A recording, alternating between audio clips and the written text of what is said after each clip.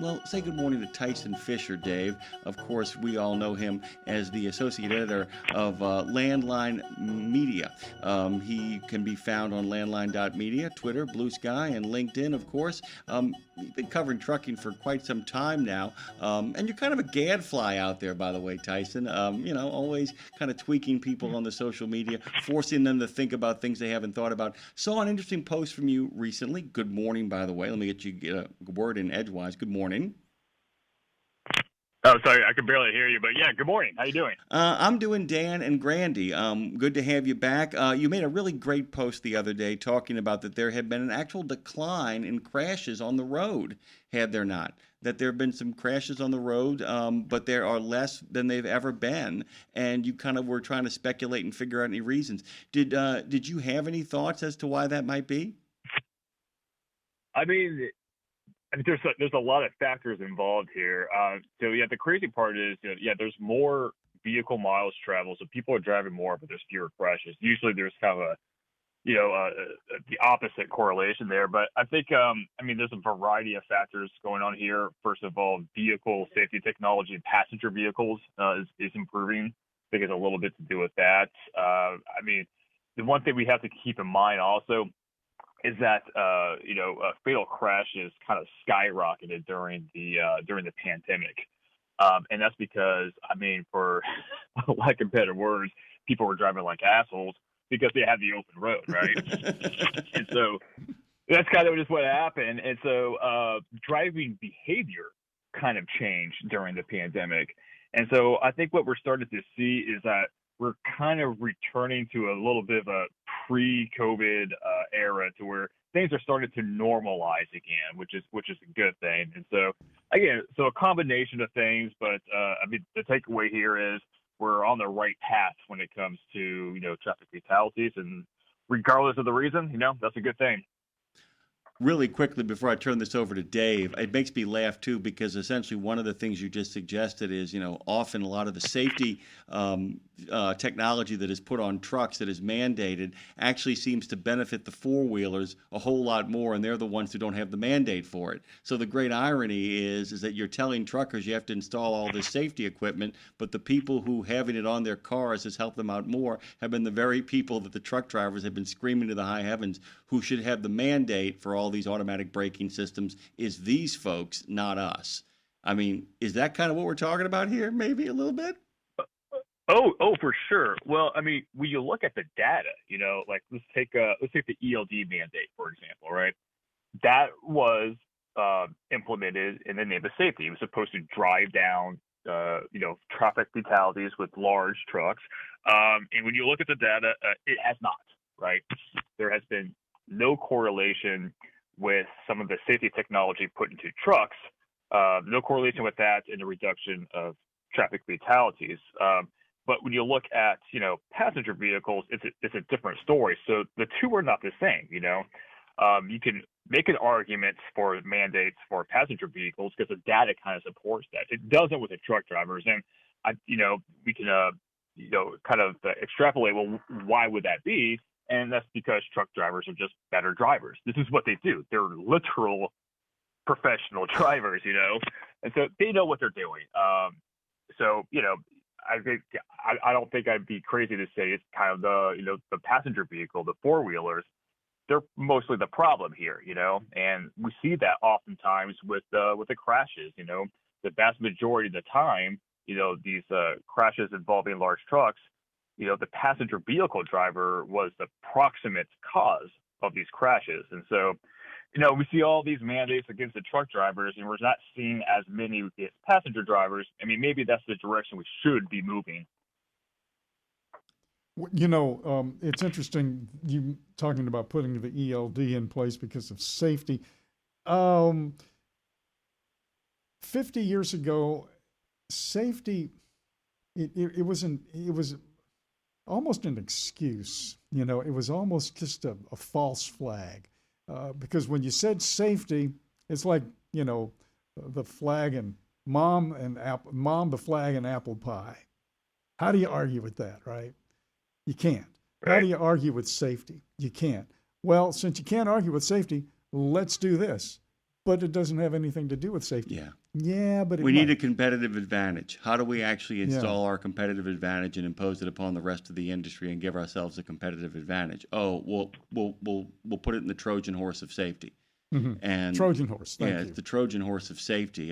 Constantly becomes kind of a rallying cry for so many people out there to kind of impose their own business practices, whether it's a speed limiter, an ELD, insurance mandates, all of these kind of stuff, or actually just an excuse to maintain a competitive advantage or a profit margin. By the way, are we being fair there, or are we just being cynical jerks?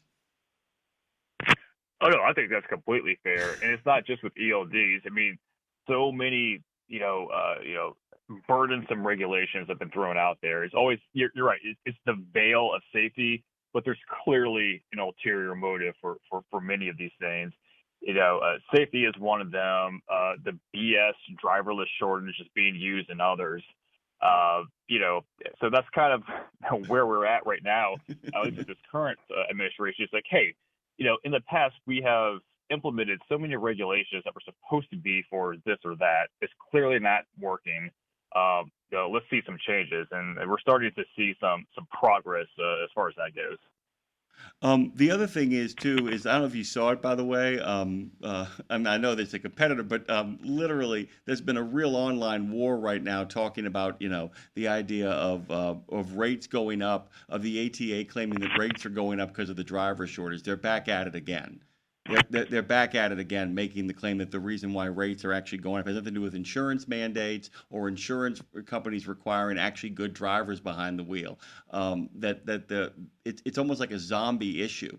I can't believe we're actually still having this conversation again, but it's happening again. Are you noticing that coming up again? It never seems to die.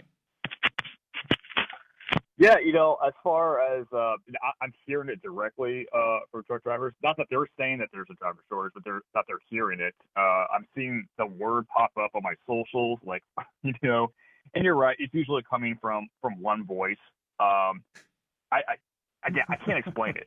I don't know what the strategy here is because almost literally everyone else understands that this driver shortage does not exist.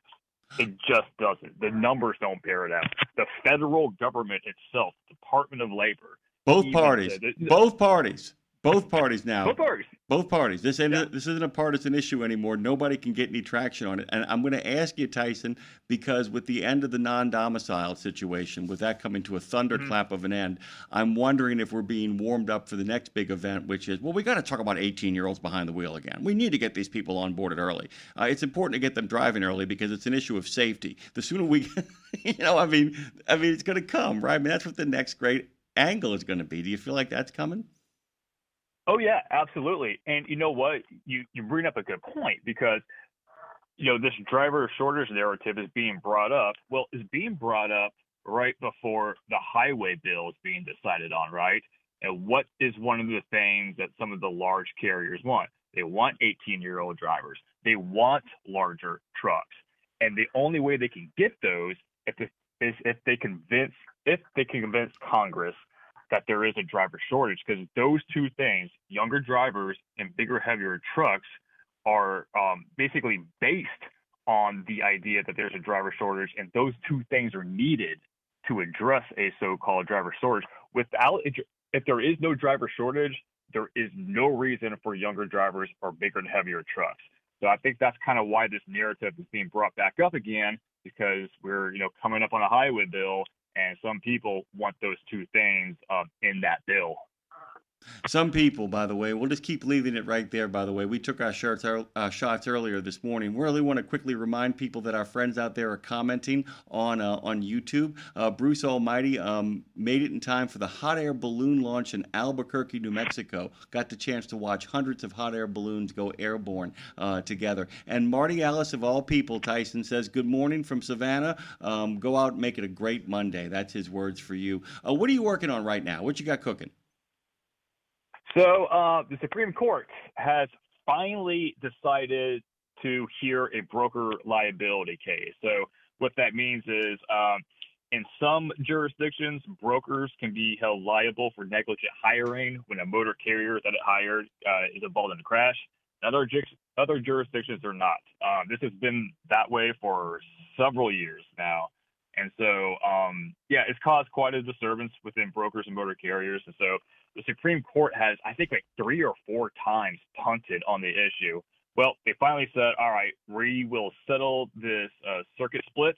And so eventually, yeah, they'll decide on it. And then one way or another, there'll be some uniformity. We don't know how it's going to look like, but yeah, so brokers may be held liable for negligent hiring or they may not. Either way, it will be decided on. It's kind of a long time coming. Finally, did you get a chance? Were you part of that whole gang over at G-Bats? Oh yeah, absolutely. Oh, God, I love that. It's my favorite truck show. They're all great, but that one, it's something special. More and more people are saying that. That might be where the action is. That might be the next big thing because I feel like with the end of the Great American Truck Show over in Dallas and a kind of the falling away of some of the other older trucking shows, it feels like the G-Bats is kind of coming the place to be. Anything in there particular really struck you, or did you have a good time at one particular moment that you wanted to share with us? Well, that one moment really stands out. FMCSA did show up, and they had a town hall meeting. That's always important to speak directly to, a senior, policy advisor. So that was great. But beyond that, it's just overall a great time. So the difference between GBATs and all the other trucking shows is that, matches are actually great, but for a different reason. That's more of an industry thing, a business type of deal. GBATs is basically like for truckers by truckers. This is a very laid back, blue collar, just really good time. And it's massive too. It's huge. So a lot of walking, a lot of great food, just a lot of great people. I mean, it's just an overall fun time. It's the way I always kind of compare it to. It's like going to Vegas. You go to Vegas, you're good for 3 days, but after that third day, you're like, all right, man, I've had enough. I can't do anymore. GBAS is kind of like that, in that you're having fun and it's like a whole 3-day event. But after that third day, even if there was a fourth day, you're like, man, I don't know if I can handle a fourth day. Like, that's how it is. So it's one of those things too, where the second time you do it, you plan to make sure that you blow it out on the third day, because on the third day you are literally turn you over, you are cooked. Tyson Fisher has cooked up the last 15 minutes for us. It's good to have you back as always. We'll have you on soon again. Thank you for making time, my brother. Hey man, appreciate being on. Thanks, guys.